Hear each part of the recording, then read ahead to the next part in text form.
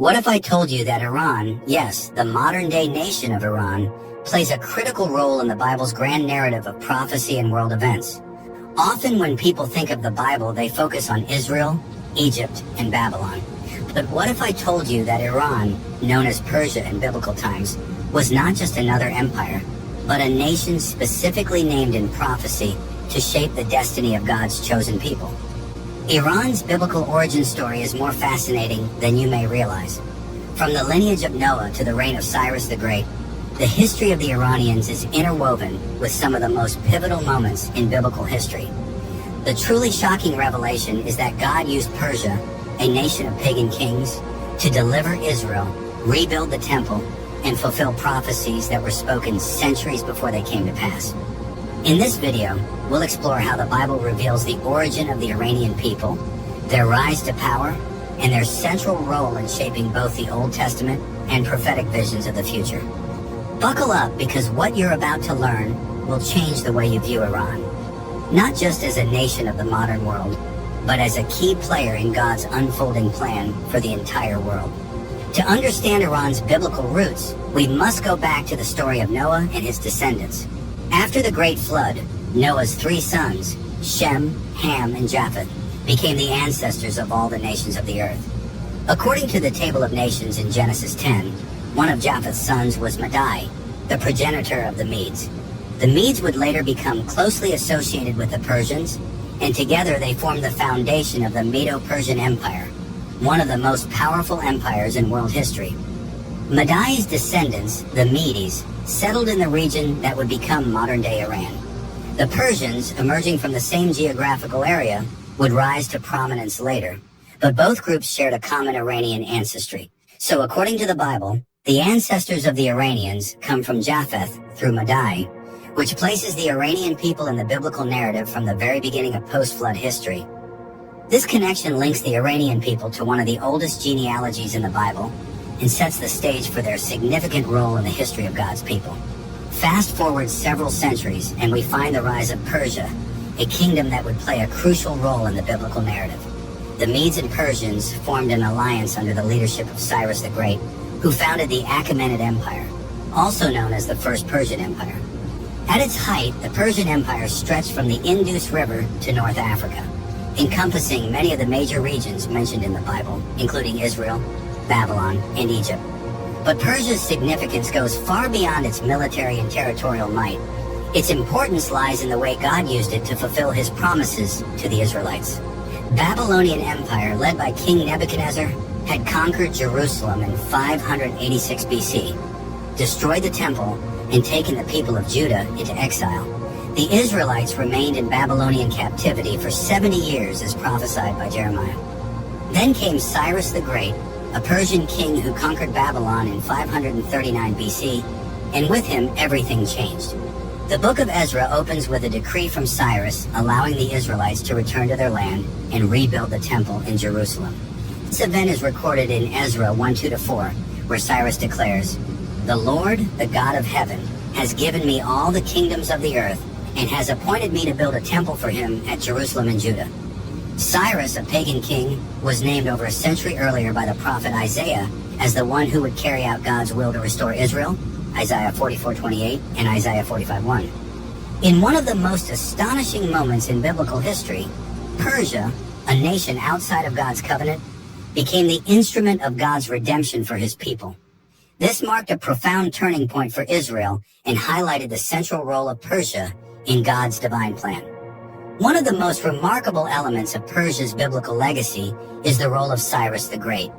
In Isaiah 44:28, God refers to Cyrus by name more than 150 years before his birth, calling him his shepherd who will fulfill God's purposes. In Isaiah 45:1, Cyrus is even referred to as God's anointed, a title usually reserved for kings of Israel. How could a foreign pagan king be called God's anointed? The answer lies in God's sovereignty and his ability to use anyone, even those outside of his covenant people, to accomplish his will.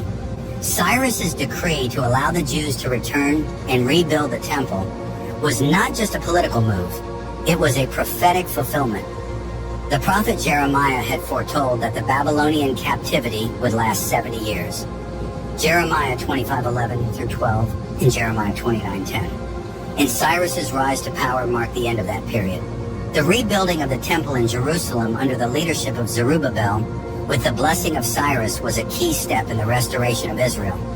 God had used Persia not only to defeat Babylon, the nation that had oppressed Israel, but also to facilitate Israel's rebirth as a nation. This was a reminder to Israel and to the world that God's plan is far greater than any one empire, and he can use even the most unlikely figures to bring about his purposes. Persia's role in biblical history doesn't end with Cyrus and the rebuilding of the temple. The book of Esther provides another powerful example of how Persia was used by God to protect his people during the reign of King Xerxes I, also known as Ahasuerus in the Bible. A plot was hatched by Haman, an official in the Persian court, to exterminate the Jews living in the empire. Haman's hatred for the Jews drove him to manipulate the king into issuing a decree that would allow for their annihilation. However, through God's providence, a young Jewish woman named Esther had become the queen of Persia. Encouraged by her uncle Mordecai, Esther took a bold and dangerous step by approaching the king and revealing her Jewish identity, pleading for the survival of her people. Esther 4:14 highlights the famous words of Mordecai to Esther, "Who knows but that you have come to your royal position for such a time as this?" Esther's intervention resulted in a dramatic reversal.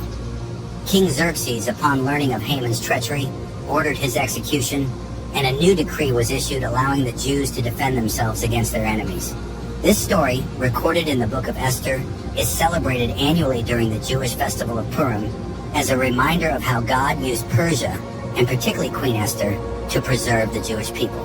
The story of Esther is one of divine providence and protection. Once again, Persia, though a foreign empire, became an instrument through which God's people were protected. God's hand was evident throughout the story, using the Persian Empire as a backdrop for this miraculous deliverance of the Jews from annihilation. This further demonstrates how Persia, though not part of the covenant people of Israel, continued to play a crucial role in the unfolding of God's plan. Persia wasn't merely a passive observer, it was an active participant in ensuring the survival of Israel, a nation destined to bring forth the Messiah.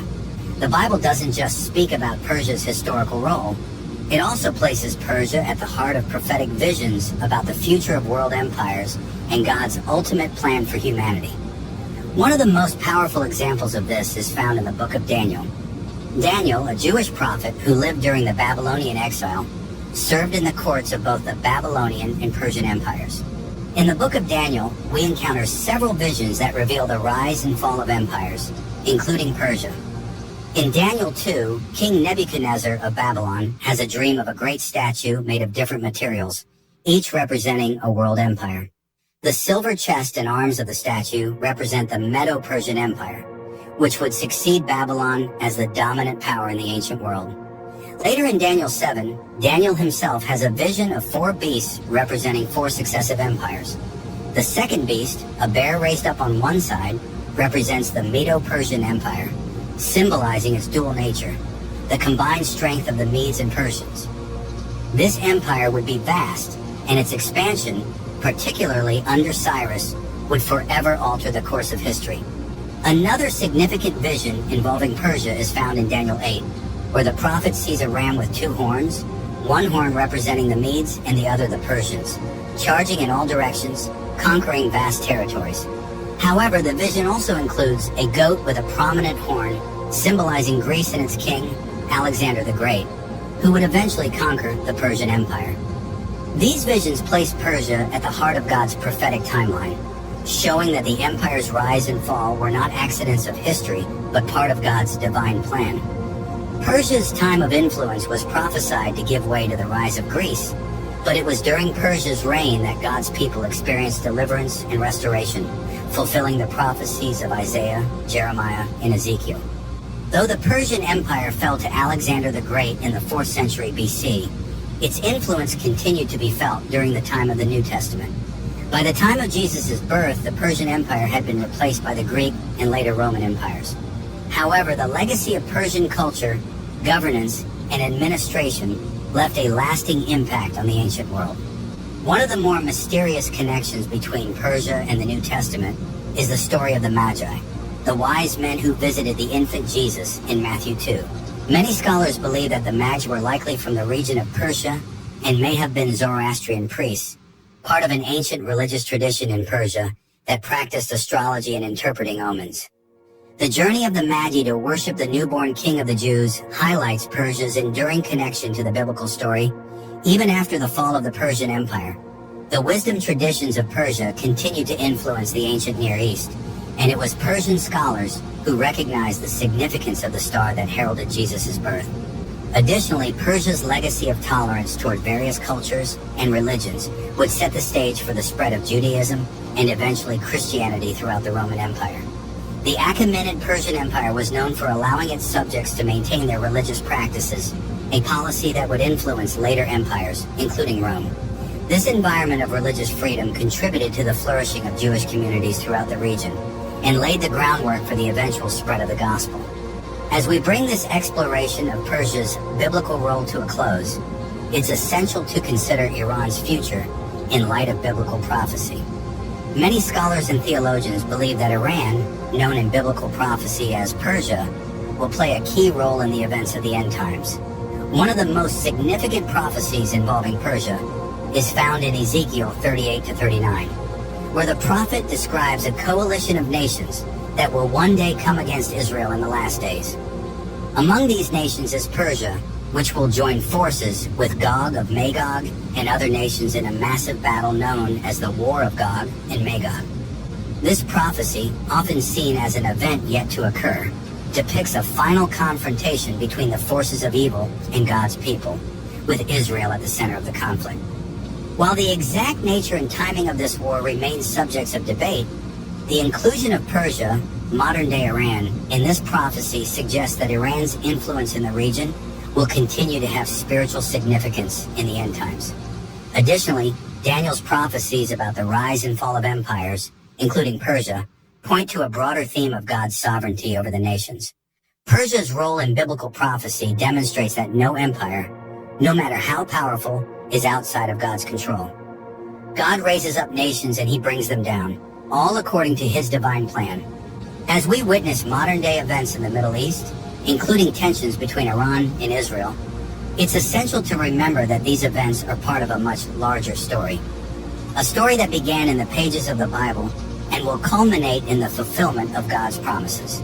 The story of Persia, modern-day Iran, in the Bible is one of the most remarkable examples of how God can use even the most unlikely nations to fulfill his divine purposes. From the descendants of Japheth through Madai to the rise of Cyrus the Great, Persia played a pivotal role in biblical history, from the restoration of Israel to the protection of the Jewish people in the book of Esther. But Persia's significance doesn't end with its historical role. The prophecies of Daniel, Isaiah, and Ezekiel remind us that Persia was part of God's larger plan, not only for the nations of the past, but for the future as well. Iran's place in biblical prophecy points to its continued role in the unfolding events leading to the end times. As we look at the modern world, particularly the tensions involving Iran and Israel, it's essential to approach these events with a biblical perspective. God's sovereignty over the nations means that every kingdom, every empire, and every leader is part of his plan. The story of Persia is a testament to the fact that God can use even foreign powers to fulfill his promises and bring about his ultimate plan for salvation. Persia, now Iran, continues to have a profound influence on the world stage, and its connection to the Bible reminds us that history is more than the rise and fall of empires. It is the unfolding of God's plan for the redemption of his people.